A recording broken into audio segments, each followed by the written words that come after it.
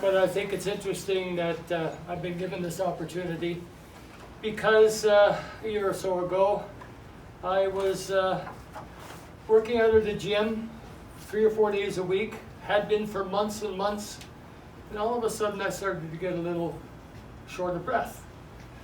We were off to Hilton Head Island in about 9 days before, and all of a sudden I went and saw our Dr. Turcott, and she said, oh, let's take a chest x-ray, see if there's anything.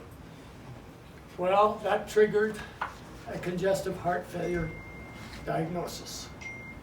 At that time, I didn't know what congestive heart failure meant, but I can tell you it impacted me dramatically.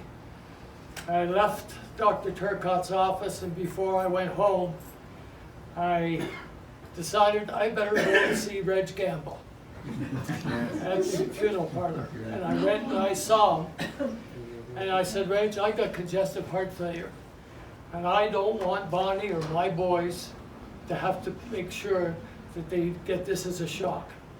So that day, we talked about it with Friday, that was Friday, Saturday, excuse me, the two boys came over and we told them the story. So with that, I was obviously panic struck, anxiety set in, and then I went to the Heart Institute. They confirmed that I had congestive heart failure and atrial fibrillation. So I went through the various tests at the Heart Institute, the ultrasound and the angiograms, and it came back that I had an ejection fraction of that's your working level of heart, which is normally about 60 for people. Mine was 16 to 17 and a half. Wow. So the doctors that saw me, Dr. Land, who was the head of surgery for the cardiac group, he said, I'm going to give it to you straight, you and Bonnie. We could operate on you and bypass, you'd never make it. There is no way, you don't have enough. So what we can do is with medication and a few visits and so on at the AGH as well as the Heart Institute, we didn't have much of a decision to make. It was made right then and there. We weren't going to have any operation.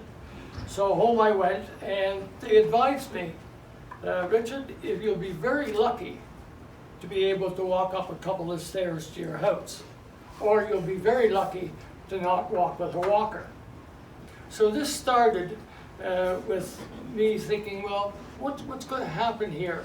So I got in touch with Dr. Turcott, and with the Heart Institute, they set up a rehab program for me. And that program was about 12 weeks at the AGH, at the cardiac rehab center. I started off with very short little baby walks with the walker. I ended up eventually, through all this time, additional exercises, that I ended up working up to a treadmill, going on the treadmill. And I thought to myself, well, I've got to set a goal for myself. I am not going to go down with this. So I did. I continued the exercises. I had a guardian angel at the cardiac rehab center in Harriet Sudan. And we gave her the guardian angel pill on my behalf, pen on my behalf. She held my hand and put me through all of the rehab that I could do. And at the end of that, I had to go and say to myself, I'm not going to use the walker. I didn't. I walked around the block. I was starting to walk slowly up the stairs and down the stairs. And I said to Harriet, I'm going to be able to go and prove the experts at the Heart Institute wrong. And so no more walker, no more my ability to use the treadmill, the other equipment, walk around the block, and continue to improve my health condition. And the AGH has been part of my cardiac health since 2005.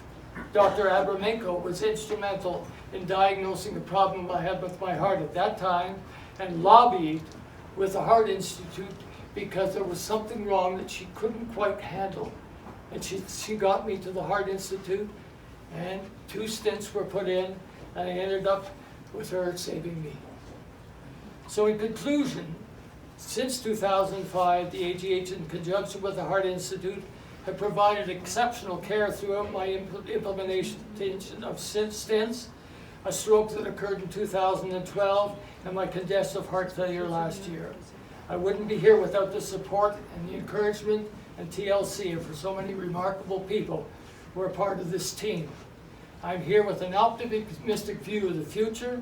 My wife Bonnie, another of my guardian angels, so close, love you dear.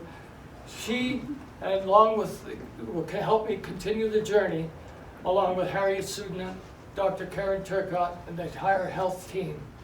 I thank God for them, and I wish everyone a Merry Christmas.